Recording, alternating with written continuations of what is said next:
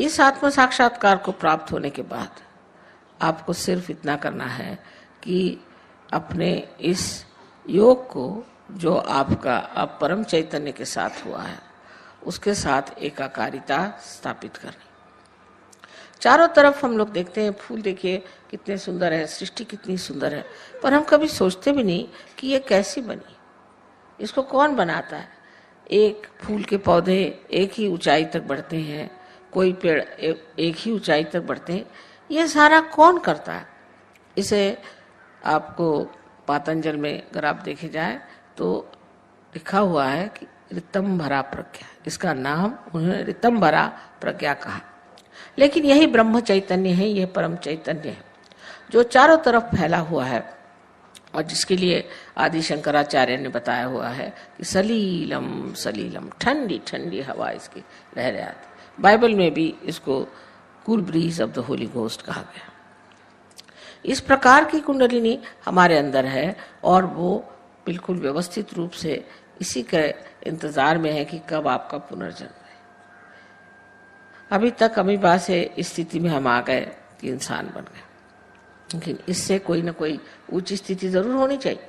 अगर हम सत्य को प्राप्त किए होते तो आज कल के जो झगड़े हैं ये न रहते। हम सब एक मन से, एक विचार से, एक सत्य के साथ जीते।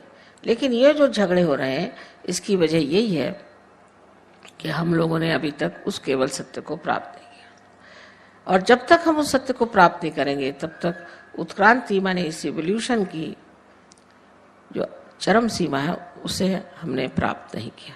उसको प्राप्त किया बगैर हम लोग कभी भी शांति से, सुख से, समाधान से रह नहीं सकते। संसार के जितने भी प्रश्न हैं अधिकतर मनुष्य ने ही खड़े किए हुए।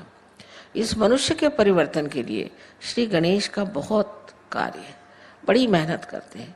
इनके गण हैं इसलिए इनको गणपति कहा जाता है, और ये हर समय माँ की सेवा में लगे रहते हैं और हर जगह जहाँ भी जरूरत होती है तुरंत दौड़ के जाएंगे और कार्य करते हैं। अब ये सब चीज़ें ऐसी लगती हैं जैसे कोई स्वर्गीय चीज़ें हैं और इसका मनुष्य से कोई संबंध नहीं, लेकिन इसी दुनिया में हम लोग उस स्वर को स्थापित कर सकते हैं जिसकी महिमा शास्त्रों ने गाई हुई है। कोई कठिन बात नहीं है और इसके लिए सिर्फ हमें सज्ज होना चाहिए, मन में शुद्ध इच्छा रखनी चाहिए कि हम इसे प्राप्त करें। ये कोई झूठी बातें नहीं है, ये कोई ऐसी बातें नहीं है कि जिससे किसी को भुलावा डाला जाए, किंतु ये बात सत्य है और इसे हमें प्राप्त करा जाए।